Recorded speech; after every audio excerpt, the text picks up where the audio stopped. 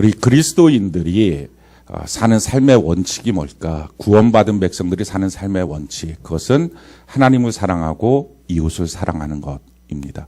우리가 이 원칙을 절대로 잊어버리면 안 됩니다. 내가 구원받은 백성이라면, 내가 그리스도인이라면 하나님을 사랑하고 이웃을 사랑하는 것. 이것이 내가 사는 삶의 목적이고 동기고 원칙이구나 하는 것을 아는 것입니다. 어떻게 사랑해야 됩니까? 우리 마태복음 22장 37절로 40절 우리 같이 한번 읽어볼까요? 시작.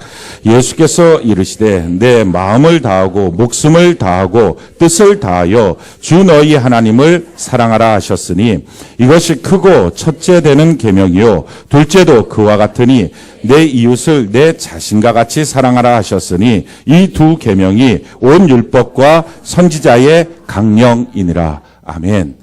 그러니까 하나님을 사랑하되 내 마음을 다 들여서 또 내 목숨을 다 들여서 내 뜻, 내 인생을 다 걸고 하나님을 사랑하라. 또 이웃은 내 자신처럼 사랑해야 된다. 이것이 하나님이 우리에게 주시는 말씀입니다. 우리가 이것이 원칙이라는 것을 분명히 알아야 됩니다. 하나님의 말씀이 우리에게 원칙입니다. 왜 하나님의 말씀을 알아야 되느냐? 왜 원칙을 알아야 되느냐? 우리가 살다 보면 이 하나님의 말씀과 원칙에 못 미칠 경우들이 있습니다. 그것을 정죄하기 위해서 말씀이 있는 게 아니에요. 종종 어떤 분들은 내가 어떤 말씀을 들었을 때 어떤 말씀을 볼 때 내가 이렇게 지금 못 살고 있기 때문에 참 나는 형편없구나 라고 생각하시는 분들이 있습니다. 그게 아니에요. 그러니까 하나님의 말씀을 알아야 될 이유는 그게 원칙이기 때문에 아는 거예요. 원칙을 안다는 얘기는 내가 비록 그렇게 못 살아도 돌아갈 곳이 어딘지를 아는 거예요.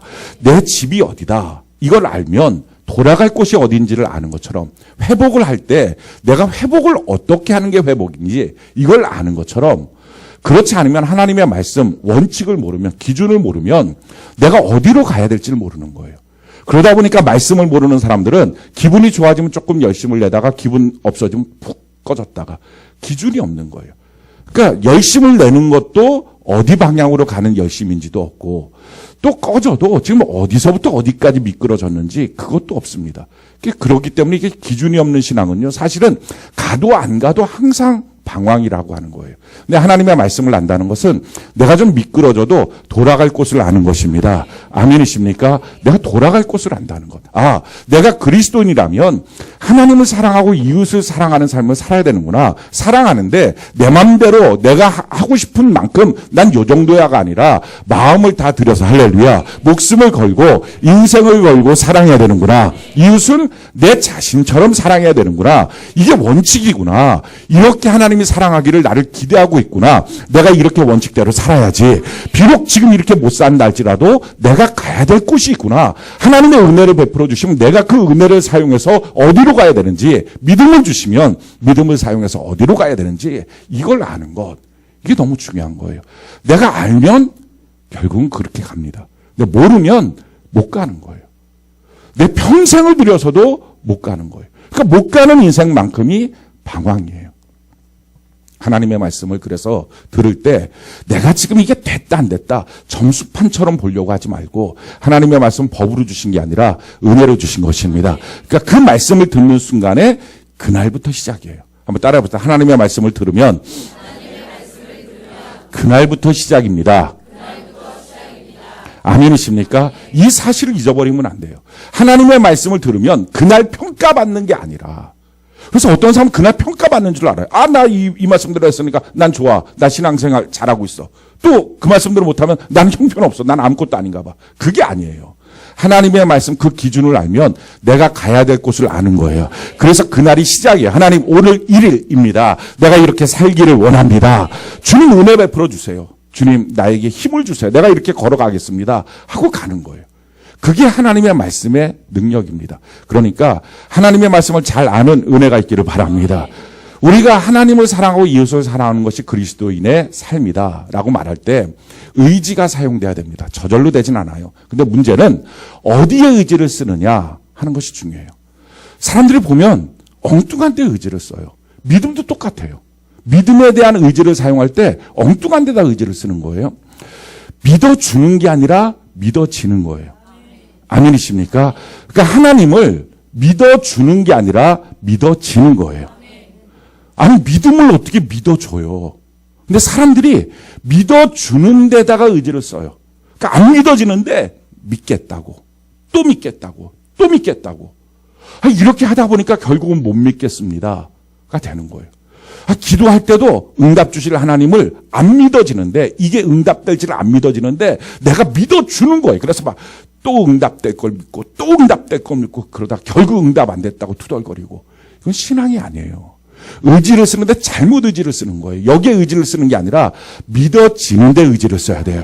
그러니까 믿어지려고 그러면 어떻게 해야 됩니까? 그를 알아야 돼요. 그를 전혀 모르는데 어떻게 믿어집니까? 믿어지는 것 알아야 돼요. 한 3주 전 정도 됐던 것 같아요. 제가 금요일 날인데, 금요일 날 저는 일찍 와서 한 4시 반, 5시 정도쯤 와서 말씀 준비를, 금요일 날 말씀 준비하는데, 한 5시 반쯤, 사역자들은 보통 6시 반쯤 오거든요. 5시 반쯤, 뭐가 저희 목양실 문 앞에가 뭐가 톡 하는 소리가 나는 거예요. 뭐 신발을 가다 걸린 소리가 나는 거예요. 누가 왔다 이게 걸렸나 보다 그랬어요. 그런데 그러고 난 다음에 갑자기 제 방의 문을 쾅 이렇게 하는 거예요. 누가. 깜짝 놀랐어요. 그 시간에 제 방을 그렇게 막 쾅 이렇게 할 사람 없거든요. 막. 그래서 제가 어떻게 했을 것 같아요? 아무도 없는 것처럼 조용히 이렇게 덩치는 큰데 그 사람 누군지 모르잖아요. 아무도 없는 것처럼 조용히. 근데 그러고 1시간 정도 있으니까 우리의 튼튼한 박준 전사님이 왔어요. 막 얘기, 누가 그걸 그렇게 하더라 막. 그랬더니 박준, 제가 한번 찾아볼까요? 교회 전체 한번 돌아봐라. 누가 있는 것 같다. 아무도 없습니다. 잘 돌아봤는지 어떤지는 모르겠어요. 아무튼 뭐 저기도 제가 봤을 때 겁 많으니까 뭐 대충 이렇게 눈에 보는 거 보고 아무도 없는 것 같습니다. 근데 만약에 그 시간에 내가 누군가를 만나기로 했는데 그때 콩 그랬으면 어떻게 할까요? 바로 나가겠죠. 기다리고 있었어요. 들어오세요. 이러겠죠. 근데 제가 아무 소리 안 나요. 사람 없는 것처럼. 제 모습이 제가 불쌍했어요. 결국 아무도 없는 것처럼 하고 있었어요. 왜 그러죠? 왜 두려움이 생긴 거죠? 몰라서. 왜 하나님을 향해서 믿어지지가 않죠? 그분이 누군지 모르니까. 그분이 얼마나 위대한 의사인지 안다면 그분 앞에 나가겠죠. 그분이 얼마나 기가 막힌 전략가인 줄 안다면 그분한테 나가겠죠. 근데 하나님을 잘 몰라요. 모르니까 안 믿어져요. 안 믿어지는데 믿어야 된다고 하니까 믿어주기 시작하는 거예요. 그때부터 신앙생활이. 그래서 계속 믿습니다. 막. 그냥 믿습니다도 아니고 막 이렇게 하고 막 뱀 나올 것처럼 막 쌍시오빠를 막 그렇게. 이렇게 하니 그러니까 결국은 뭐예요? 못 믿겠다는 거예요. 신앙생활. 그래서 기도하다가 이제 기도 안 해요. 예배 드리다가 이제 예배 안 드려요. 열심히 봉사하다가 이제 봉사 안 해요. 왜 그렇습니까? 이제 더 이상 믿어주는 일이 힘겨워요. 이 얘기예요. 오늘 얼마나 많은 사람들이 그렇게 사는지 몰라요. 여러분 의지를 사용해야 돼요. 믿는 것도 힘을 쓰지 않으면 안 돼요. 근데 어디에 힘을 씁니까? 믿어주는 데가 아니라 믿어지는 데에. 그러니까 하나님을 아는 데에 힘을 쓰는 거예요. 그래서 성경을 읽고 예배를 드리고 하나님 앞에 더 가까이 나 주님을 알기를 원한다고 성령으로 말미암아 알기를 원한다고. 그리고 자꾸 하나님을 아는 데 힘을 써야 돼요. 마찬가지예요. 사랑도 마찬가지입니다. 어떤 사람은 사랑을 하는 데 힘을 써요. 이웃을 사랑해야지. 하나님을 이렇게 목숨 걸고 사랑해야지. 여기다 의지를 막 다 동원해요. 그러고서 맨날 폐잔병처럼 안 돼요. 이렇게 하고 힘들다 그러고 안 된다고 힘들고. 그게 아니에요. 힘을 거기다 쓰는 게 아니에요. 이걸 우리가 우리의 노력으로 어떻게 이웃을 내 몸같이 사랑해요. 아니 하나님을 향해서 어떻게 목숨 걸고 인생 걸고 마음 다 들여서 눈에 보이지도 않는데 어떻게 그렇게 사랑해요. 이게 안 되는데 그걸 하려고 애를 쓰니까 이게 다 율법적이에요. 그러니까 그렇게 되는 게 아니고요. 의지를 어디다 써야 돼요? 사랑 받는 데 쓰는 거예요. 하나님의 사랑을 받기 시작하면 할렐루야. 그 하나님의 사랑을 만나기 시작하면 그럼 그때부터 저절로 사랑이 돼요. 힘을 어디에 쓸 것이냐 하는 거예요. 그래서 만약 여러분들이 지금 하나님의 사랑을 만나지 못했다면 이건 절대로 거짓말하면 안 되는 거예요. 교회에서 보면 하나님의 사랑을 만나지 못했는데 만났다고 우겨대는 사람이 있어요. 이거 우길 때 따로 있지 이거는 걸 우기는 게 아니에요. 자기가 봤을 때 정말 하나님 나를 얼마나 많이 사랑하는지 이게 안 느껴진다면 못 만난 거예요. 안 느껴졌으면 어떻게 해야 됩니까? 십계명 말씀을 갖고서 내가 이렇게 주님을 사랑해야지 여기에 애를 쓰는 게 아니에요. 내가 목숨 걸고 주님 사랑해야지 이걸 이루는 게 아니에요. 이게 바리새인들이었어요. 사랑을 못 만났는데 사랑을 하는 것으로 표현하려고 그러니까 주변 사람들이 자기를 어떻게 볼까만 신경 쓰고 계속 안 되는 것만 애쓰고 그러니까 그거 아닌 거예요. 그거 어떻게 해야 돼요? 사랑 만나는 데 애를 써야 돼요. 하나님의 사랑을 만나는 데 애를 써야 돼요. 그러니까 만나는 데 애를 쓰는 게 뭐예요? 그게 예배예요. 그게 큐티예요. 그게 기도예요. 그러니까 그거는 다른 사람 때문에 하는 게 아니라 내가 하나님을 이 시간 만나야 되겠습니다. 하나님의 사랑이 무엇인지 깨달아야 되겠습니다. 그래서 나오는 거예요. 그래서 만나고 나면 그때부터 누가 말할 것도 없어요. 만나고 나면 그 사랑이 너무 크니까 어떻게 내가 하나님을 사랑해야 되지? 그때부터 성경이 궁금해지는 거예요. 그때부터 교회가 궁금해지고 그때부터 예배가 궁금해져요. 그 전까지는요, 큐티를 하라고 하면 큐티를 저 때문에 하는 거예요. 제가 너무 신기한 거는 어떤 한 분이 큐티 좀 하시라고 제가 그랬어요. 그랬더니 제가 우리 교회 다닐지 안 다닐지도 모르는데 큐티를 왜 합니까? 그러더라고요. 그래갖고 제가 아니 다니든 안 다니든 성경을 보고 하나님을 믿어야 될 것 아니냐고. 그랬더니 세종학교에 안 다니면 그렇게 큐티 할 필요가 없습니다. 그런 거예요. 왜 큐티를 안 해요? 다른 교회는 큐티 강조 안 합니다. 우리 교회나 목사님이 계속 큐티 강조하지. 그런데 아무튼 내가 우리 교회를 계속 다닐 거로 이제 결심을 했으니까 큐티를 한번 해보겠습니다. 그래. 뒤통수를 맞은 것 같은 거예요. 그러니까 저 때문에 큐티하는 거예요. 저 때문에. 그러니까 제가 없어지는 날 큐티가 이제 다 끝나는 거예요. 큐티해지면서 해방되는. 그게 아니에요. 그러니까 왜 저 때문에 큐티를 할까요? 이유는 큐티해야 된다고 맨날 우겨대니까. 근데 그게 아니고 정말 언제부터 내 큐티가 됩니까? 하나님의 사랑을 만나고 나면 궁금한 거예요. 그분을 아는 것이 궁금하고요. 내가 그분을 어떻게 사랑해야 될지가 궁금하고. 그러니까 하나님이라고 하는 분을 내가 어떻게 사랑해야 되지? 그게 궁금해지니까 하나님 사랑하는 방법들을 십계명을 통해서 배우는 거예요. 그때 배우는 것은 더 이상 이렇게 사랑해야지가 짐이 아니라 감사해요. 하나님 이렇게 사랑하도록 나에게 가르쳐 주시는군요. 내가 이렇게 사랑하겠습니다. 감사가 나오는 거예요. 그러니까 여러분들 말씀을 대할 때 예배 시간마다 나와서 숙제 하나씩 받아간다. 이건 아직 근본적으로 어디에 힘을 써야 되는지 모르고 있는 거예요. 숙제 받아가서 숙제 푸는데 힘쓰는 사람은요, 평생의 신앙생활에 숙제 푸는 거예요. 그게 신앙생활 아니에요. 그렇게 하지 마시기 바라요. 그게 아니라 왜 그걸 해야 돼요? 믿어지니까 하는 거고 사랑을 받았으니까 하는 거고. 근데 문제는 믿어지지도 않고 사랑도 안 받았는데 이거 풀려고 하지 말라고요. 그런 사람들한테는요, 하나님은 십계명 안 지켰다 뭐라 그러지도 않아요. 그렇게 전혀 믿어지지도 않는데 죄를 안 지려고 발버둥을 쳐요. 짓고 살아. 그러지 말고 너무 애쓰지 말고 믿어지고 난 다음에 야, 내가 거듭났구나. 내 옛사람이 죽었구나. 내 죄가 다 씻김받았구나. 난 흰 옷을 입었어. 이게 믿어지면 너무 깨끗한 옷을 입었어. 이게 믿어지면 죄 짓는 것이 싫어지고요. 죄는 내 가서 검정 묻을까 봐 조심스럽고요. 그 믿어지니까 하는 거예요. 사랑받으니까 사랑하는 거예요. 저는 여러분들이 믿어지는데 애를 쓰길 바라고 사랑하는데 사랑받는데 애를 쓰길 바라요. 그러면 나머지는 하나님 앞에서 숙제가 아니라 그게 감사해요. 아, 이렇게 하는 거군요. 이렇게 하는 거군요. 아, 우리 하나님 너무 감사해요. 가르쳐 주셔서 감사해요. 내가 너무 무지해서 몰라서 못하는데 가르쳐 주셔서 감사해요. 그래서 저는요, 사실은 신앙생활하면서 정죄함을 받는 사람들을 보면서 왜 받을까? 그게 궁금해요. 옆분들에게 한번 너 혹시 신앙생활 정죄함을 받는지 왜 받냐고 한번 물어보세요. 이게 여러분 정죄함을 받는 이유는 한 가지예요. 안 되는데 하려고 그래서 정죄함을 받는 거예요. 안 되는데 하려니까. 아니 사랑이 안 되는데 이웃을 사랑해야 된다고 하니까 하나님을 그렇게 목숨 걸고 사랑이 안 되는데 사랑을 해야 된다. 그 정도 아니면 다 아니라고 하니까 이게 힘든 거예요.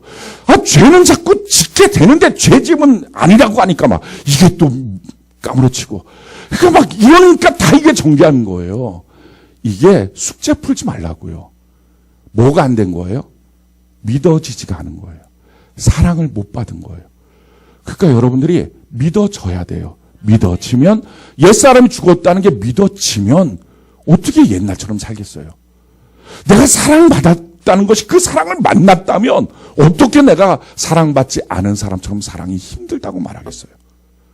예배 시간에 지금 나왔으면 전 여러분들이 사랑받기를 바라요. 그 사랑의 하나님을 만나기를 바라요. 율법적으로 인생 살지 말고요. 이렇게 애쓰면서 살아서 야 오늘 이거 했어, 오늘 이거 성공했어, 오늘 성공했어.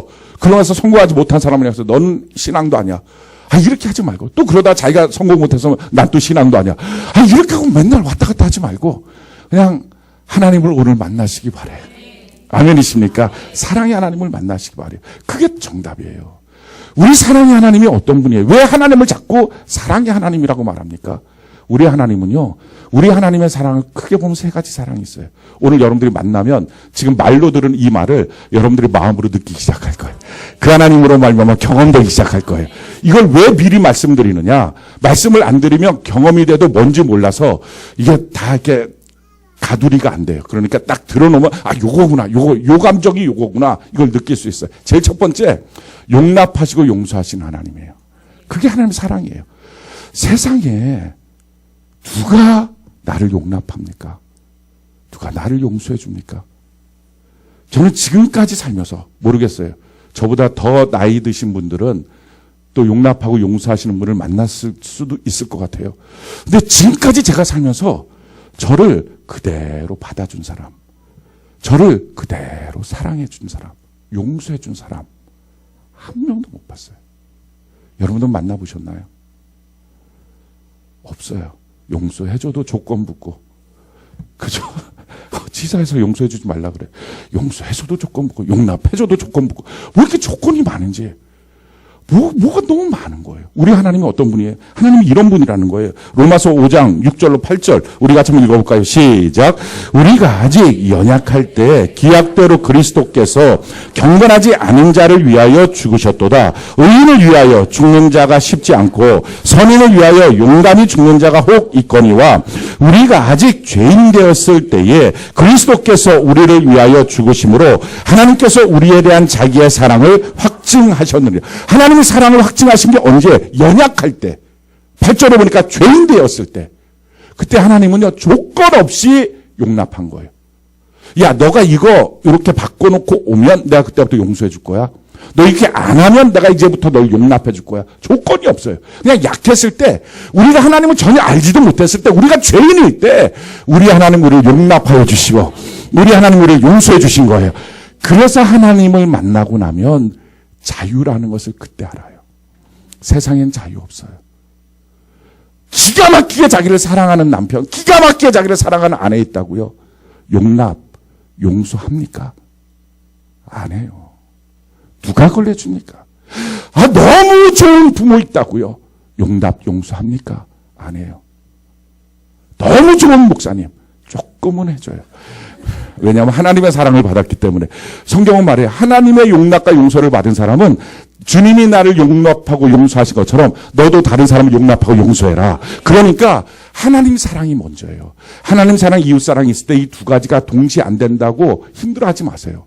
동시에 안 되면 하나씩 하면 돼요. 빚이 1,000만 원이 있어요.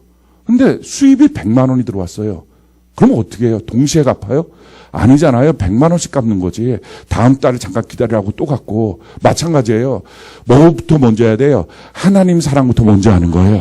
하나님 사랑이 해라고요. 그 해를 받으면 그 다음부터 달빛으로 비춰지듯이 이웃 사랑을 그 다음에 하는 거예요. 그러니까 좀 미안하다고, 지금 내가 안 된다고, 그만큼 용량이 안 됐다고, 그러니까 그만큼 내가 내 자신을 못 주겠다고, 그러니까 용납하라고, 난 지금 하나님 사랑하는 거로 좀 충분하겠다고, 그렇게 하고 그 사랑을 받으십시오. 그리고 나서 그 사랑으로 이웃을 사랑하고 자기를 주신같이 사랑하는 은혜가 있기를 바랍니다. 아니, 받아야, 채워져야 나가는 거지. 어떻게 맨날 팍팍팍 긁어서 내보냅니까? 우리 더 이상 이제 빡빡빡빡 아무것도 없는데 긁지 말고 풍성하게 예배 시간에 채워지는 은혜가 있기를 바랍니다. 어떤 분 그러더라고요. 목사님, 요즘에 설교의 모드가 바뀌었나요? 이런 분이 있어요. 설교의 모드가 바뀌었어요. 전에는 죄짓지 말아야 됩니다. 뭐 이러다 갑자기 사랑을 먼저 받아야 돼. 이렇게 모드가 바뀌었냐 이렇게 하시는 분이 있어요. 모드가 바뀐 것 같습니까? 안 바뀐 거예요. 똑같은 거예요. 지금 그때나 이때나. 그때의 핵심은 뭐예요? 원칙을 말한 거예요. 지금 말하는 내용은 뭐예요? 원칙에 가려면 뭐부터 해야 되는지를 하는 거예요. 뭐부터 해야 돼요? 하나도 없는데 죄 안 짓겠다고, 하나도 없는데 사랑하겠다고. 용기는 가상하지만 다 패배자 되잖아요. 그거 아니고요. 그냥 하나님께 받으시기 바래요. 믿어지는 그 마음, 성령으로 말미암아 그 사랑이 내 마음에 부어지는 그 은혜, 이걸 받아서 받고 나면 그 다음에 뭐라는 거예요? 뭘 할지를 아는 거예요. 그러니까 어떤 경우에는 사랑만 받으라고 설교하고, 근데 사랑을 받았어요. 그래서 뭘 해야 될지 몰라요. 그러니까 사랑을 낭비하고 허비하고, 그거 아닌 거죠. 기준을 알아야 돼요. 원칙을 알아야 돼요. 아, 내가 이 삶으로 그리스도인다는 삶으로 살아야 되는구나. 이걸 알고 사랑받고, 그러면 글로 달려가고, 우리 그렇게 날마다 주님을 닮아가는 은혜가 있기를 바랍니다. 지금 우리에게 제일 필요한 게 뭐예요? 제가 말씀을 증거하다 보니까 우리 성도님들이 이제 기준을 알았어요. 원칙은 알았어요. 근데 그 원칙을 아는데 한 개도 안 되니까 막 쓰러지고 넘어지고 막 마귀의 총탄을 팍팍팍 맞아갖고 넘어지고 있는 것 같아요. 그래서 이제는 그러면 안 되니까 하나님의 사랑을 좀 받으시라고요. 아멘. 예배 시간에 하나님의 사랑을 좀 받으시기 바라요. 하나님을 좀 믿어지는 은혜가 있기를 바랍니다. 이게 돼야 돼. 이게 되면 이제 그거는 되는 거예요. 자기가 아니까 어떻게 해야 될지 아니까. 하나님의 사랑은 용서하고 용납해주는 사랑.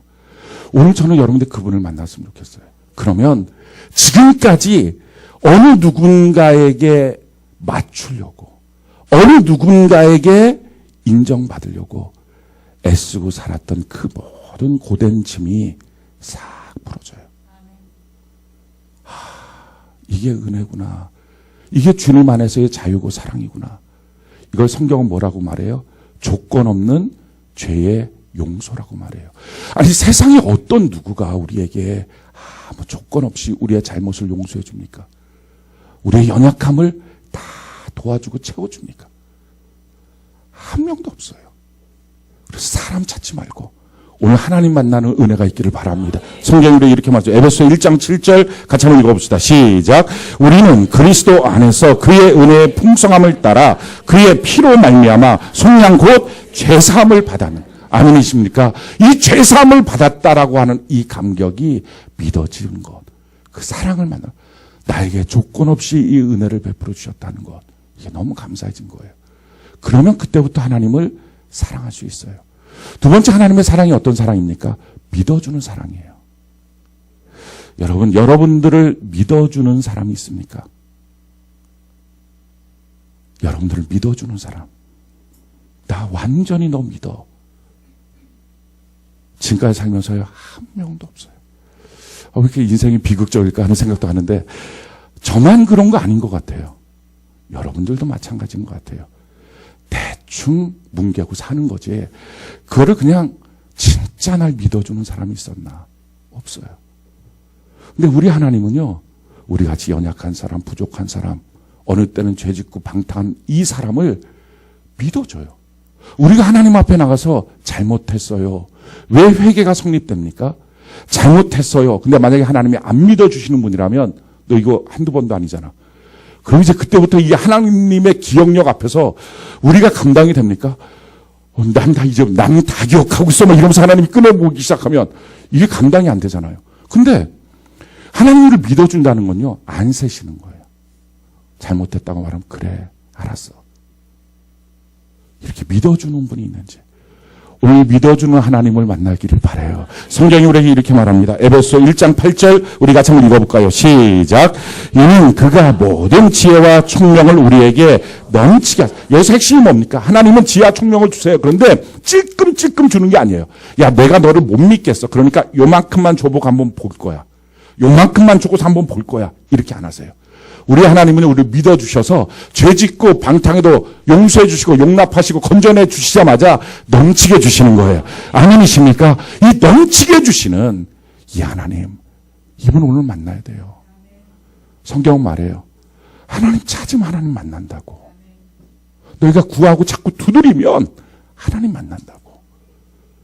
사람한테 가는 에너지 좀 중단하고 이런 분을 한번 만나보세요. 이 하나님을.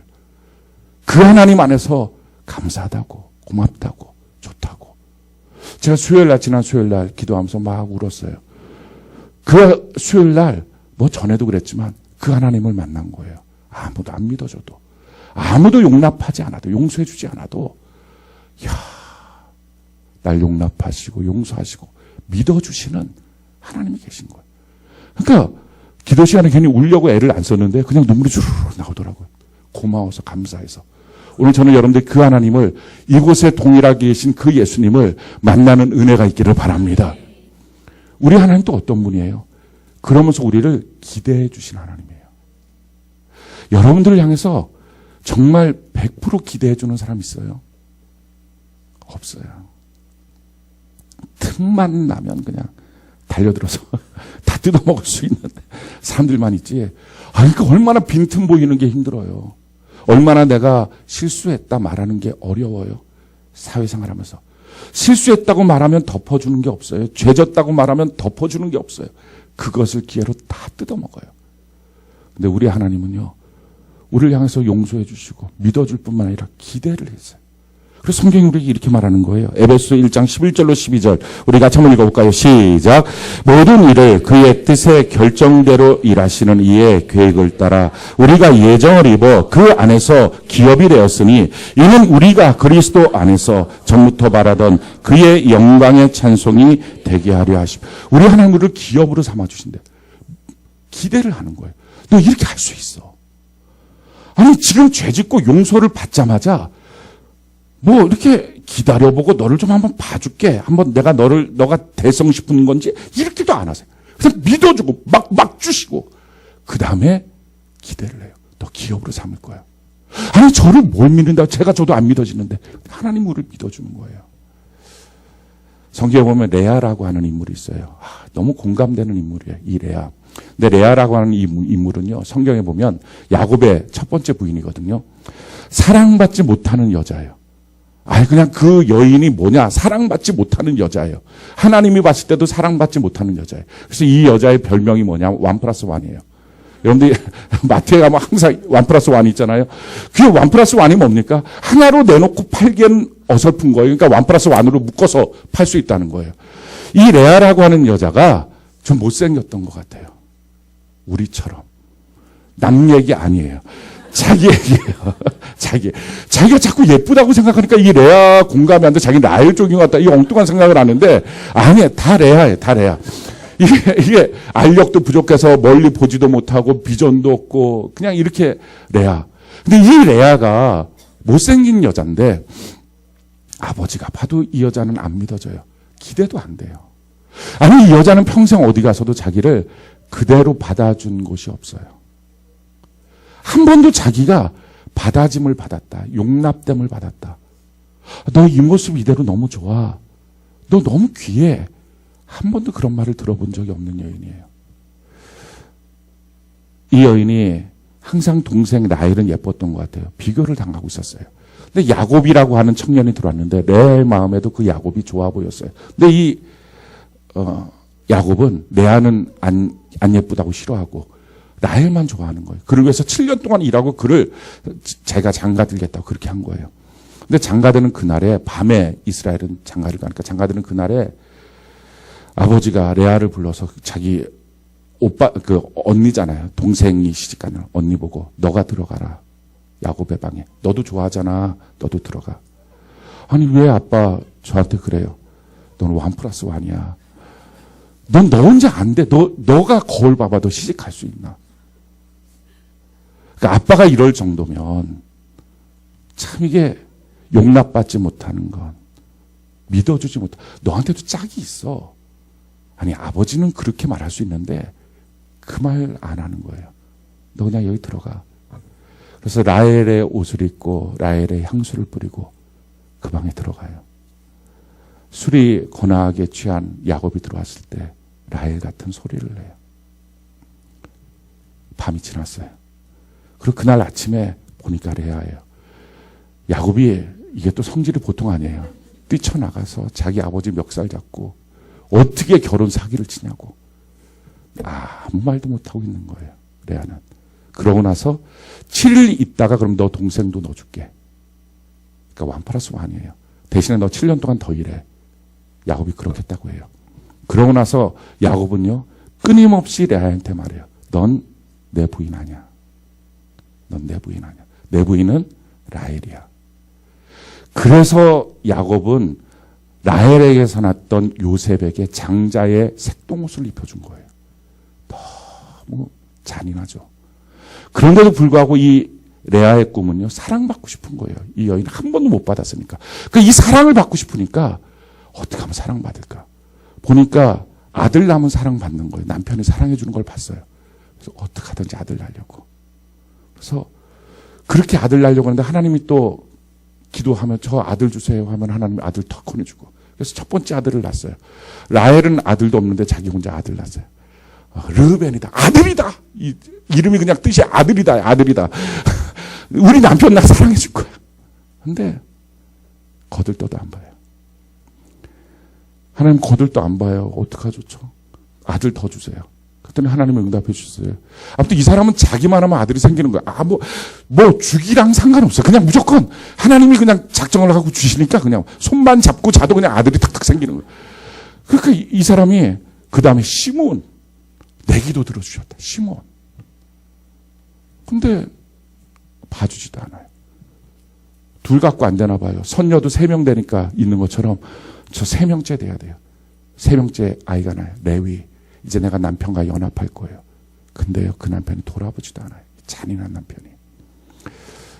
그 사랑을 추구하면 추구할수록 자꾸 배신감이 느껴지는 거예요. 사랑을 하면 할수록 사랑을 받고 싶은데 사랑을 조금도 안 주는 거예요. 아니, 라헬에게 주는 거, 자기 친동생 라헬에게 주는 거에 10분지 1만이라도 자기에게 주면 좋겠는데 그것마저도 안 주는 거예요. 이렇게 가슴 아파 있으면서 근데 하나님 앞에 계속 기도는 하잖아요. 하나님, 어떻게 하면 내 남편, 내 마음 받아주나요? 받아주나요? 그러다가 어느 날 셋째 아들까지 얻고 난 다음에도 안 받아주는 남편 앞에서 어느 날 성전에서 기도를 하다가 문득 자기 모습이 너무 바보 같은 거예요. 자기도 아는 거예요. 자기 1+1인 거. 자기 사랑해주지 않는 거. 믿어주는 사람 하나도 없다는 거. 근데 문득 바보 같은 자기 모습 때문에 사랑받으면 그래도 인정받는 것 때문에 좋을까 봐 그랬는데 자기는 똑같은 사람을 만났어요. 바보 같은 하나님. 자기는 남편 사랑받으려고 바보같이 거기만 봤어요. 그리고 하나님 앞에 계속 말해요. 아들 달라고 기도하고 아들 주면 또 가고 또 가고. 근데 하나님은 바보처럼 자기만 본 거예요. 가서 기도하면 기도한다고. 그래 줄게. 그래 줄게. 이렇게 응답해주면 얘가 날 보겠지. 이렇게 응답해주면 얘가 나를 사랑하겠지. 근데 한 번도 레아는 하나님을 사랑한 적이 없는 거예요. 기도의 응답만 바랬지. 그렇게 하다가 셋째 아들까지 낳고 난 다음에 너무 바보 같은 자기 자신 때문에 자책하고 있다가 자기랑 똑같이 너무나 바보같이 자기만 보고 있는 하나님을 만난 거예요. 그게 하나님의 사랑을 만난 거예요. 여러분, 하나님의 사랑 언제 만납니까? 사람한테 사랑받고 싶었는데 배신당하고 자기도 알아요. 사랑해 줄 수 없다는 것. 용납하고 용서받고 싶었는데 받아들여지지 않고 자기도 알아요. 자기가 그런 모습인 것. 누구한테 날 좀 믿어달라고 말해도 믿어주지 않는 것. 이것이 자기의 인생인 줄 알아요. 근데 그때 성전에서 기도하다가 자기처럼 똑같은 바보 같은 하나님 만나는 거예요. 하나님, 내가 뭐라고 나만 보고 있었어요. 내가 지금까지 하나님을 이용하고 산 것. 하나님 아실 텐데 왜 하나님 그래도 나만 보고 내가 뭐라고 기도하면 그거 응답하시고 그렇게 내가 잠깐 좋아하는 것 때문에 하나님 좋아하시고. 바보 같은 하나님. 바보 같은 하나님. 근데 그 하나님을 만나고 나니까 레아가 바뀌어요. 4번째 아들의 이름은 유다예요. 나는 이제는 하나님만을 찬양하겠습니다. 내가 이제 사랑의 대상을 만난 거예요. 하나님을 찬양하겠습니다. 너무 놀라워요. 사람한테는 한 번도 믿어지지 않았던 인물, 사랑받지 못했던 인물인데 하나님은요, 하나님을 사랑하겠다고 마음을 돌려서 주님을 만난 그 여인을 기억하시고 그 유다를 통해서 다윗 왕을 주시고 그 유다를 통해서 예수님을 주신 거예요. 저는 오늘 여러분들 그 사랑의 하나님을 만났으면 좋겠어요. 그 하나님을 만나고 나면 그때부터 하나님, 바보 같은 하나님, 바보 같은 하나님, 나만 보고 있는 이 하나님, 이거 어떡하죠? 그러면서 그때부터 이제 결심이 돼요. 내가 이제 하나님 날 이렇게 용납하고 믿어주고 기대하셨는데 내가 그 기대대로 살고 싶어요. 그때부터 사람은 진짜 바뀌어요. 누군가 볼 때 그 사람 눈만 가리고 무엇인가 하는 건 좀 쉽습니다. 근데 내 중심까지 하신 하나님 앞에 그 하나님의 기대대로 살려고 하는 것, 그때부터는요 인생이 바뀌어요. 삶이 바뀌어요. 여러분들이 하나님의 사랑을 만나면 삶이 바뀌어요. 오늘 그 은혜가 있기를 바랍니다. 그 하나님의 사랑을 만나보는 거예요. 그 하나님의 사랑을 만나면 하나님을 어떻게 사랑해야 되는지가 이제 궁금해져요. 그래서 십계명이 궁금한 거예요. 하나님을 사랑하는 방법이 뭡니까? 제일 첫 번째 하나님의 말씀이 이거예요. 너 마음속에 딴 것 두지 마. 너 마음속에 나만 있으면 좋겠어. 세상 방식, 돈, 너를 위하는 이기심, 너 쾌락, 이거 좀 내려놔라. 너 마음속에 나만 있으면 내가 너와 함께 있는 증거들을 보여줄게. 그게 하나님의 역사예요. 두 번째는 뭡니까? 내 말 좀 들어봐. 그거예요. 그동안 맨날 내 생각대로 살았거든요. 그동안 맨날 내가 원하는 대로, 내 마음대로, 내 감정대로 그렇게 살아왔거든요. 근데 그때 하나님이 하시는 말씀이에요. 날 우상으로 만들지 마. 말 못하는 우상처럼 아무데나 놔두면 가만히 있는 게 아니라 난 너한테 지금 말하고 있거든. 내 뜻이 무엇인지 보여주고 있거든. 내 말 좀 들어봐. 내 말 좀 들어봐. 그때부터 하는 거야. 하나님, 내가 하나님의 말씀을 이제 들을게요. 하나님의 말씀대로 살게요. 여러분, 하나님의 말씀을 듣고 살면 우리의 인생이 이렇게 바뀌어져요. 성경이 우리에게 이렇게 말합니다. 신명기 28장 1절로 6절. 우리 같이 한번 한 목소리 읽어볼까요? 시작. 내가 내 하나님 여호와의 말씀을 삼가 듣고 내가 오늘 내게 명령하는 그 모든 명령을 지켜 행하면 내 하나님 여호와께서 너를 세계 모든 민족 위에 뛰어나게 하실 것이라. 내가 내 하나님 여호와의 말씀을 청종하면 이 모든 복이 내게 임하며 내게 이르리니 성읍에서도 복을 받고 들에서도 복을 받을 것이며 내 몸의 자녀와 내 토지의 소산과 내 짐승의 새끼와 소와 양의 새끼가 복을 받을 것이며 내 광주리와 떡반죽 그릇이 복을 받을 것이며 내가 들어와도 복을 받고 나가도 복을 받을 것이다. 우리가 어디 있느냐가 중요하지 않다는 거예요. 내가 지금 나갔느냐 들어왔느냐 이게 중요하지 않다는 거예요. 하나님의 말씀을 어느 시점 어느 위치에서든지 듣기만 하면, 그대로 순종만 하면 하나님 안에서의 축복의 역사가 시작되게 될 줄로 믿습니다. 그러니까 하나님의 말씀을 내 말 좀 들어봐. 성경 좀 읽어봐. 설교 시간에 경청 좀 해봐. 내 말 좀 들어봐. 너 생각 좀 내려놓고. 세 번째, 하나님 어떻게 사랑하느냐고요. 너가 나를 존중했으면 좋겠어. 나 무시하지 말고. 사람들 앞에서 식사 때 기도하는 게 부끄럽니? 나 무시하지 말고. 나 시인해줘. 너 예수 믿는다고 말하는 거 부끄럽니? 아니야. 시인해줘. 나와 관계되어 있는 것들에 대해서 함부로 말하지 마. 교회, 주의 종, 직분 이런 거 함부로 말하지 마. 나하고 관계되어 있는 거니까 날 존중해줘. 너가 나 때문에 모든 것들을 결정했으면 좋겠어. 이사를 가든지 누구를 만나든지 나 때문에 결정하는 거. 내 이름을 믿고 한번 살았으면 좋겠어. 날 존중해줘. 날 이렇게 믿어주고 용서하고 용납하고 기대하시는 하나님을 만나고 나면 하나님 존중해달라고 하는 그 말이 힘들지가 않고요. 그냥 눈물만 나와요. 바보 같은 하나님. 그것 말고 더 큰 건 요구하셔도 난 이미 목숨 걸고 사랑할 준비되어 있는데, 내 인생 걸고 사랑할 준비되어 있는데, 그러면서 하나님 앞에 고백해요. 무거운 짐이 아니더라고요. 성경은 단 하나도 우리 인생에 무거운 짐을 주신 적이 없어요. 그 사랑을 만나고 나면. 오늘 네 번째, 하나님의 사랑 무엇입니까? 너 나랑 같이 만나는 약속 시간 기억하고 소중히 여겼으면 좋겠다. 날 이처럼 용납하고 용서하시고 믿어주고 기대하시는 분 앞에 그분이 나보고 너 나랑 만나는 약속 시간 기억하고 소중히 여겼으면 좋겠어. 이렇게만 말씀하시는 그분 앞에 하나님 너무 욕심이 없어요. 하나님 너무 욕심이 없어요. 그리고 죄송해요. 그 말 나오게 돼 있어요. 주일 성수가 힘들다고요. 예배 시간 드리는 게 벅차다고요. 그거는요, 지키려고 애쓰는 게 아니라 사랑을 만나면 해결돼요. 오늘 이 하나님의 사랑을 만나시길 바랍니다. 하나님은요, 이스라엘 백성들을 이 안식일을 지키는 것에 하나님은 거의 모든 걸 거신 것 같아요. 이스라엘 백성들이 출애굽을 했어요. 그 문제가 다 풀어진 게 아니라 그때부터 문제가 첩첩이 산중이에요. 먹을 것, 마실 것, 이게 다 해결이 안 되는 거예요.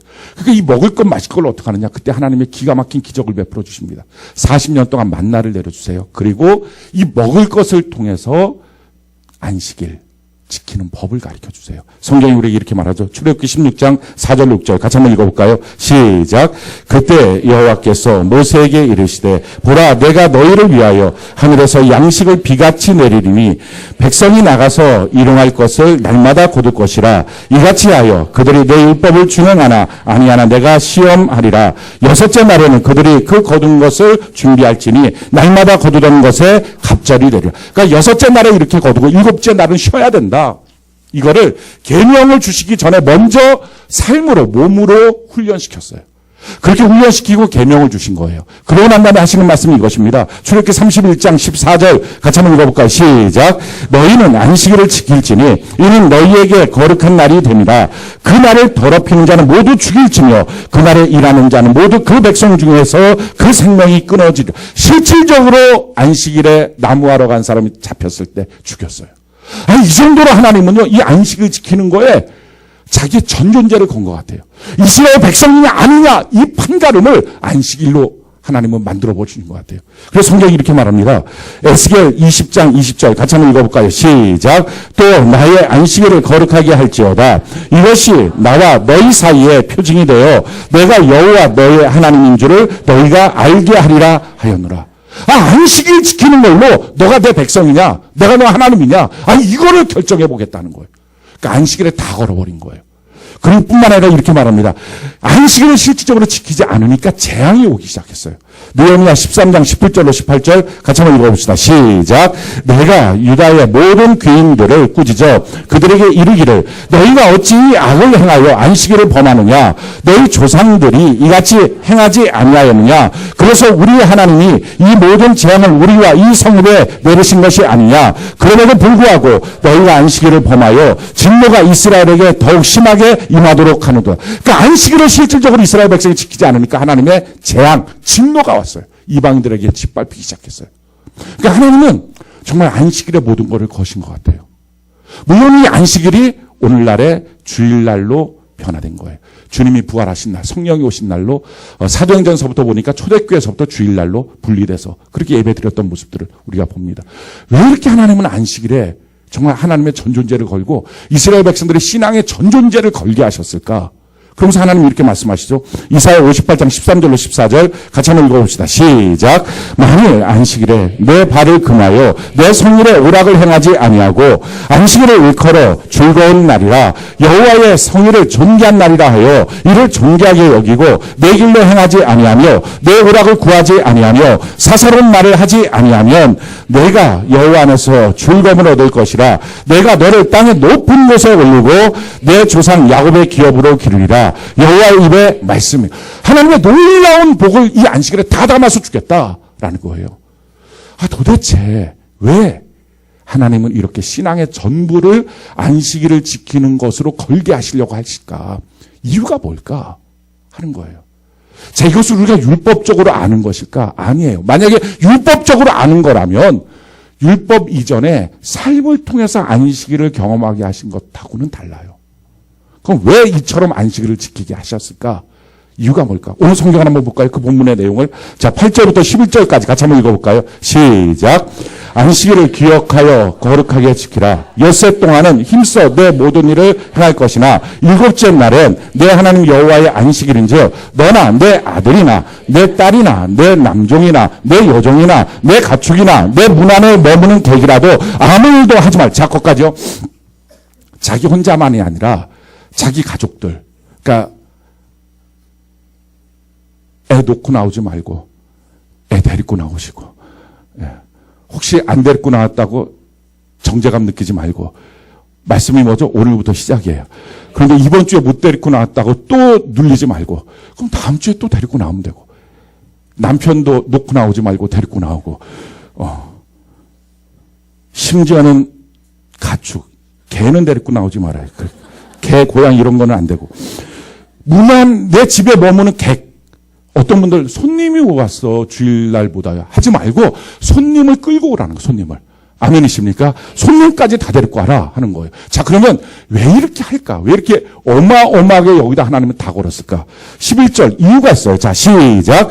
이는 엿새 동안에 나 여호와가 하늘과 땅과 바다와 그 가운데 모든 것을 만들고 일곱째 날에 쉬었음이라. 그러므로 나 여호와가 안식일을 복되게 하여 그날을 거룩하게 하였습니다.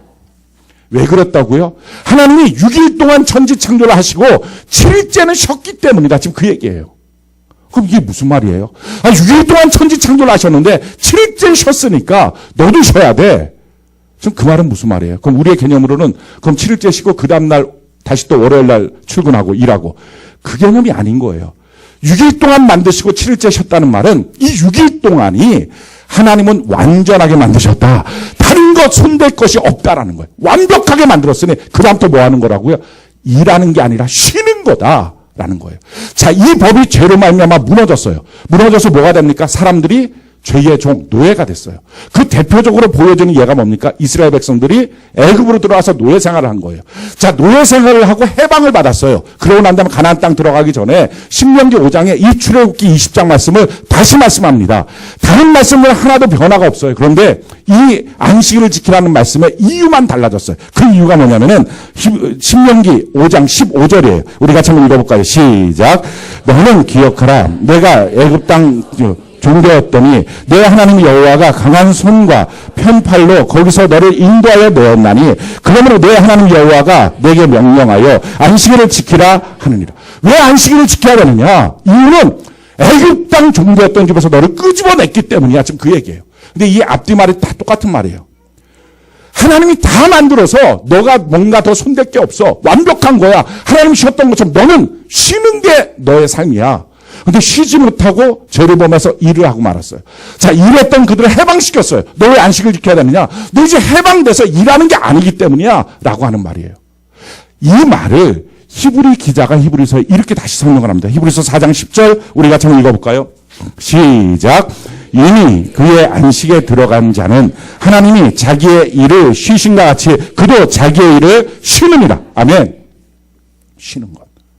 자, 사람들은 자기 자신을 뭐라고 말해요? 나 일하는 사람이야. 이렇게 말해요. 그게 너무 대단한 거예요. 그래서 나 건들지 마. 나 지금 일하고 왔어. 또 싸울 때 뭐라. 내가 뭐 집에서 맨날 놀기만 해. 나 일하는 거 너무 많아.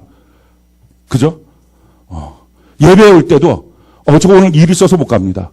일이면 다 이기는 줄 알아요. 일이면 모든 걸 이길 줄 알아요. 네, 만약에 천국문 앞에서 하나님이 너 뭐 하다 왔니? 나 일하다 왔어요. 너 대단하구나 할 것 같아요. 정말 그게 합당한 삶인가요? 우리는 일하는 것이 대단한 거라고 생각해요. 나 일하는 사람이에요. 예배 시간 왜 졸아요? 일해서 피곤해서. 집에서 이렇게 집에 오자마자 퍼져요. 나 건들지 마. 왜? 나 오늘 일했어. 일 많이 했어. 일이라고 하는 게 다 이겨먹는 줄 알아요. 아니에요. 지금 이 안식일을 주신 이유가 뭡니까? 너 일을 쉬는 거야. 넌 일하는 사람이 아니야. 자기 자신을 뭐라고 볼 것이냐? 일하는 사람이 아니고 하나님이 원하는 건 뭐예요? 하나님과 교제하는 사람. 할렐루야. 이게 목적이라는 거예요. 이게 나라고 하는 거예요. 자기 자신을 뭐로 볼 것이냐? 지금 여러분들에게 하나님은 질문하는 거예요. 안식일법을 통해서. 안식이 뭐예요? 샤밧. 멈춰! 이거예요. 야, 너 일 멈춰! 야, 너 이제 일 때문에 고민하고 걱정하는 거 멈춰! 염려하는 거 멈춰! 너는 일하는 사람이 아니라 하나님과 교제하는 사람이야. 이것 때문에 만들어진 거야. 아니, 하나님 앞에 서서 나 평생 일하다 왔어요. 나 일 성공시키다 왔어요. 이게 자랑거리일까요? 이제 아는 것을 보여주려고. 우리의 인생은 일하기 위해서 이 땅에 태어난 게 아니라는 것. 일해서 돈 많이 벌고 일해서 뭐하고 이게 아니라는 것. 하나님과 교제하기 위해서 태어난 존재라는 것. 이걸 가르쳐주기 위해서 하나님은 안식일에 전체를 건 거예요. 오늘날 그리스도인들이 일하는 자기 자신을 향해서 일하는 내 일에 하나님 복을 달라고. 이게 기도 제목, 이게 신앙인 줄 알아요. 하나님의 말씀은요, 일하는 데 초점이 아니라 안식하는 데에 제대로 서 있어야 너가 내 백성이야. 이거예요.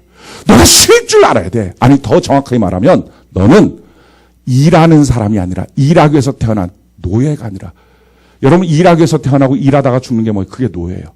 너는 일하는 노예가 아니라 하나님과 교제하는 사람이야. 교제하는 사람. 그래서 우리를 향해서 하나님의 목적이 분명히 나와 있어요. 자, 이사야 43장 7절 같이 한번 읽어볼까요? 시작. 내 이름으로 불리어지는 모든 자 곧 내가 내 영광을 위하여 창조한 자를 오게 하라. 그를 내가 지었고 그를 내가 만들었느냐. 내가 왜 지었느냐? 나의 영광, 내 기쁨 되게 하기 위해서 만들었다는 거예요.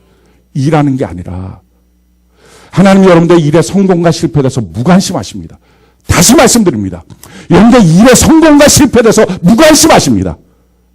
그러니까 일의 성공과 실패에 대한 기도에 대해서도 무관심하십니다. 기억하십시오. 요셉이라고 하는 인물이 있고요. 사도 바울이라고 하는 인물이 있어요. 요셉이라고 하는 인물은 어떤 인물입니까? 17살까지 아버지 품 안에서 장자처럼 잘 있다가 아버지 심부름 갔다가 17살에 노예로 팔려갔어요. 그러고 나서 10년 동안 노예 생활을 하다가 3년 동안 옥살이 했어요. 그러다가 총리가 됐어요. 그러니까 13년 고생했는데 고진감래라고 그 다음에 총리가 됐어요. 와, 기가 막혀요. 성공적인 하나님의 인생이에요. 예수 그리스도 가장 잘 보여주는 30냥에 팔렸던 그 인생이에요. 그게 요셉이에요. 자, 똑같이 바울이 있어요. 바울이라고 하는 인물을 우리는 작은 예수라고 말합니다. 근데 그 바울은 어떤 인물이에요? 사울이라고 하는 이름, 내가 높은 자였어요. 그는 가말리엘의 후예였어요. 바리새인 중에 바리새인이었어요. 대제사장과 소통하고 대제사장이 가서 그리스도인 잡아 죽여라고 하는 권세까지 받았던 사람이에요. 잘 나가는 사람이에요. 근데 그 사람 다메섹 도상에서 예수님 만났어요. 예수님 만난 그 강렬한 빛 때문에 보이긴 했지만 안질이 걸려서 평생에 안질이 있었어요. 그것이 자기의 뇌의 세포에 문제가 돼서 평생에 간질병도 있었어요. 자, 그러면서 그가 다니면서 수없이 매맞고 수없이 죽을 위기를 넘기고 수없이 다니다가 마침내 디모데후서 4장에 보니까 자기랑 같이 따라다녔던 사람 다 없어졌다는 거예요. 한 명도 없다는 거예요. 그리고 자기는 목 베어 죽는다는 거예요. 그럼 그 사람 실패한 거예요? 누가 그를 실패했다고 말합니까? 세상이 갖고 있는 성공과 실패의 기준으로는요, 성경이 전혀 대비 안 되는 거예요. 바울이나 요셉이나 하나님이 쓰신 사람이에요. 아니십니까? 하나님이 가치 있게 쓰셨다고요.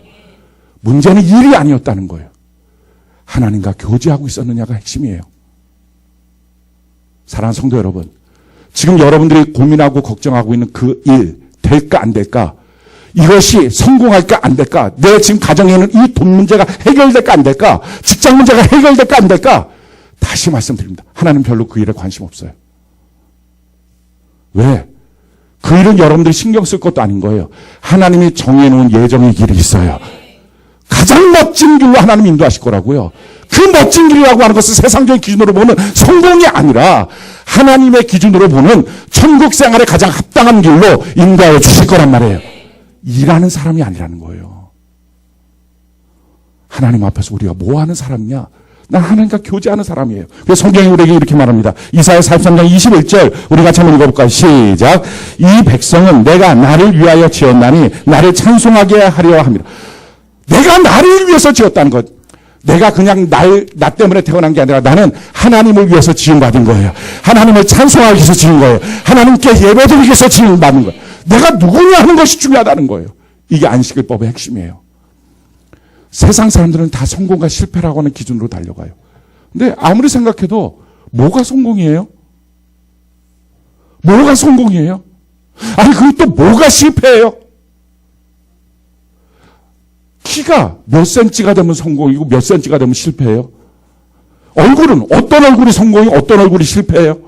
아니 돈은 얼마나 있으면 성공이고 얼마나 없으면 실패예요? 근데 성공 실패라고 하는 기준을 누구도 나눌 수 없는데 그 사람들이 다 나눠놨고 줄 세워놨어요. 무엇으로? 그게 세상 기준이에요. 세상 풍조. 근데 이 세상 풍조가 어디서 나왔습니까? 성경이 우리에게 이렇게 말해요. 에베소 2장 1절로 3절에 그는 허물과 죄로 죽었던 너희를 살리셨도다. 그때 너희는 그 가운데서 행하여 이 세상 풍조를 따르고 공중의 권세 잡은 자를 따라서는 곧 지금 불순종의 아들 가운데 역사하는 영이라. 이 세상 풍조는 저절로 사람들의 공감대로 만들어진 게 아니라 악한 마귀에서 만들어졌다는 거예요. 하나님 우리를 이렇게 줄 세워놓지 않았는데 사람들이 다 줄 세워놓은 거예요. 저 사람 성공했네. 저 사람 실패했네. 성공을 위해서 이렇게 달려가요. 우리는 성공 실패로 달려가는 인생이 아닙니다. 아니 직장에서 여러분들 직급이 어디까지 올라가면 성공이에요? 여러분 몇 평짜리 집을 사면 성공이에요? 어떤 차를 타고 다니면 성공이에요? 그리고 그걸 못하면 또 뭐가 실패예요? 근데 이런 성공 실패로 우리의 기준을 다 만들었어요. 누가? 마귀가. 세상 풍조로. 어떤 사람이 이렇게 말하면 저 욕심 없어요.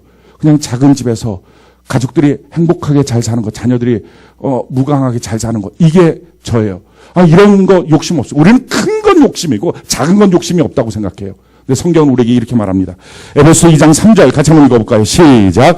전에는 우리도 다 그 가운데서 우리 육체의 욕심을 따라 지내며 육체와 마음에 원하는 것을 하여 다른 이들 같이 본질상 진노의 자녀였더니. 아멘. 사랑하는 성도 여러분, 큰 것만 욕심이 아니고요. 아예 그 길, 세상 풍조에서 이게 행복한 거야, 이러면 좋은 거야, 이러면 성공이야. 그렇게 걸어가는 크든지 작든지 그 모든 길이 다 욕심이라는 거예요. 그 길로 기도하는 모든 기도가 정욕의 기도입니다. 샤밧, 너 멈춰야 돼. 넌 일하는 노예가 아니야. 너는 하나님과 교제하는, 하나님께 영광을 돌리는 하나님의 자녀야. 아멘이십니까? 자, 구체적으로 어떻게 멈추는 거예요? 그럼 이제부터 직장 다니지 말까요? 어떻게 하는 게 멈추는 거예요? 성경 우리에게 이렇게 말해요. 로마서 12장 1절로 2절. 우리 같이 한번 한 목소리 읽어봅시다. 시작. 그러므로 형제들아, 내가 하나님의 모든 자비하심으로 너희를 고나노니 너희 몸을 하나님이 기뻐하시는 거룩한 산 제물로 드리라. 이는 너희가 드릴 영적 예배니라. 너희는 이 세대를 본받지 말고 오직 마음을 새롭게 함으로 변화를 받아 하나님의 선하시고 기뻐하시고 온전하신 뜻이 무엇인지 분별하도록 하라. 우리의 삶이 하나님 앞에 드려진 기쁨, 예배, 찬송이 돼야 되는데 그러기 위해서 꼭 필요한 게 뭐냐고요?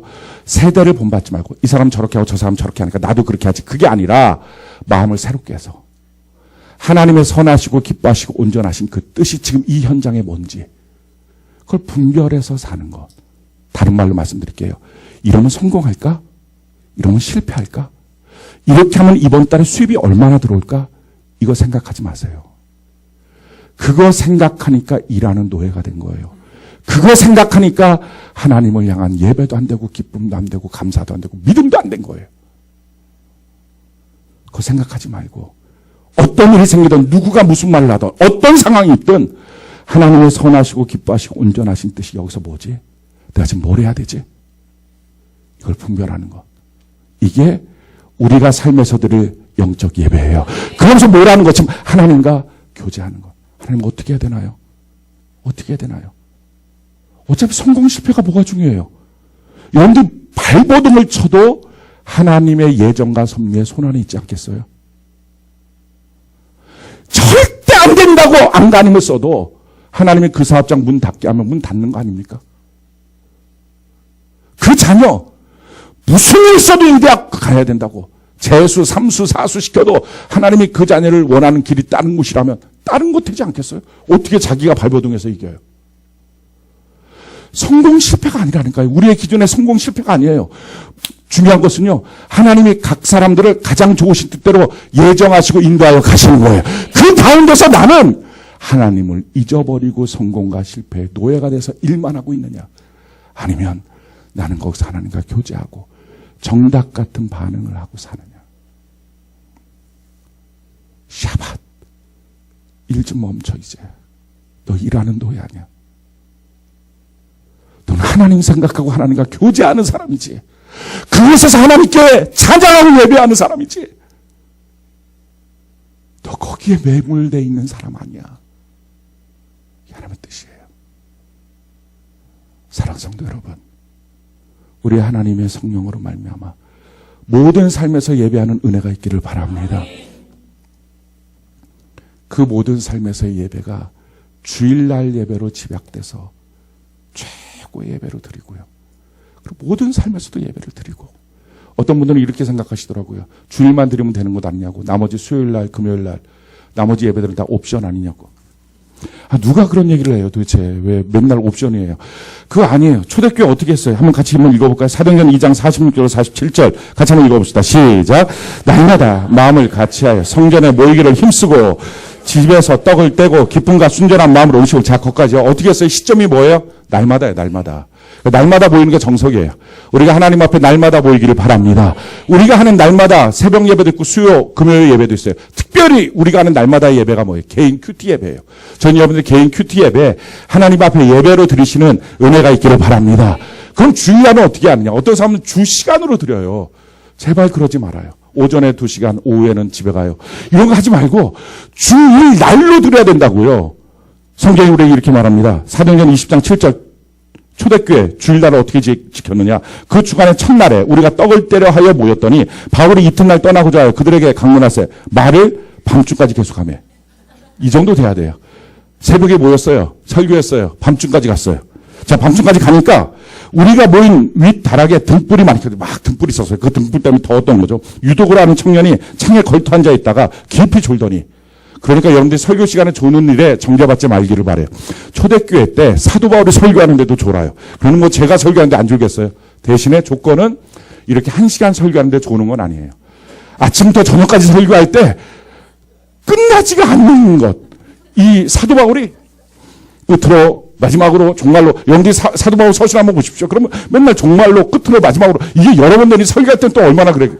초등학교 교장 선생님처럼 끝으로 마지막으로 종말로. 그러니까 막 버티는 거야. 이 유도가 끝까지 오지 말아야지. 그러다 결국은 마지막 종말로 할 때 그냥 눈을 확 감긴 거예요. 그래갖고 졸았어요. 졸아서 어떻게 했어요? 바울이 강론하기를 더 오래 하며. 이거 미쳐버리는 거지. 졸린데 여기서 끝나야 되는데 졸음을 이기지 못하여. 그죠? 3층에서 떨어지거늘 이렇게 보니 죽었는지라. 참 죽었어요. 그랬더니 어떻게 해요? 바울이 내려가서 그 위에 엎드려 그 몸을 안고 말해. 떠들지 말라. 이 생명이 있다 하고 올라가 떡을 떼어 먹고 오랫동안 곧 날이 새기까지 이해하고 떠는. 그래갖고 이 사람이 죽었다 다시 살려놓고 설교를 계속했어요. 이 정도는 돼야 이게 주일 성수예요. 그러니 오전 예배 드리고 빠이빠이 집에 갈게요. 옆분들에게 물어봐요.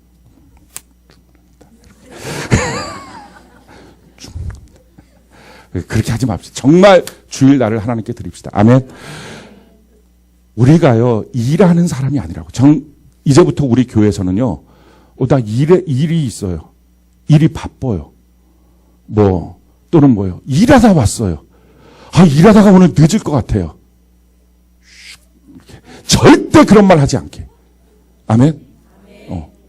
그러면 그 말을 듣는 사람 꼭 말해줘요. 너는 일하는 사람이 아니야. 넌 노예가 아니야. 너는 하나님을 예배하는 사람이야. 그때 이제 뭐라고 얘기를 해야 돼요? 나 일하다가 바빠서 늦어서. 이렇게 얘기는 하면 안 되고, 내가 지금 여기서 하나님 앞에 예배를 드리고 있거든요. 지금 이렇게 분별을 해야 되거든요, 지금. 그래서 오늘 그 모이는 예배 시간에는 제가 좀 못 갈 것 같은데, 여기서는 지금 제가 지금 예배를 드리고 있어요. 이 답을 또 가르쳐 주면 안 되는데.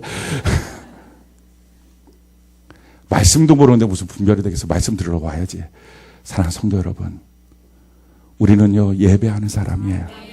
아멘이십니까? 나라고 하는 사람이 무엇인지를 가르쳐 주기 위해서 하나님은 안식을 가르쳐 준 거예요. 내가 주님 어떻게 사랑하냐고요? 나를 구원하시고, 나를 믿어주시고, 내 죄 용서하시고, 나를 기대하시는 그 하나님 앞에 내가 또다시 일의 노예로 가는 게 아니라 난 하나님을 교제하는 사람, 하나님을 사랑하는 사람입니다. 하나님께 예배하는 사람입니다. 이렇게 자의식을 갖는 것, 나는 너가 그랬으면 좋겠다. 그 말이에요. 우리 오늘 하나님 사랑을 만납시다. 이제 다다음 주부터는 이웃사랑으로 넘어갈 거거든요. 그럼 또 하나님 사랑도 안 되는데 이웃사랑 어떻게 하냐 이렇게 투덜거리지 마시고 오늘 좀 만나라고 할 때 좀 만납시다. 이렇게 애를 써도 기도는 3분하고 가지 말고 좀 만납시다. 오늘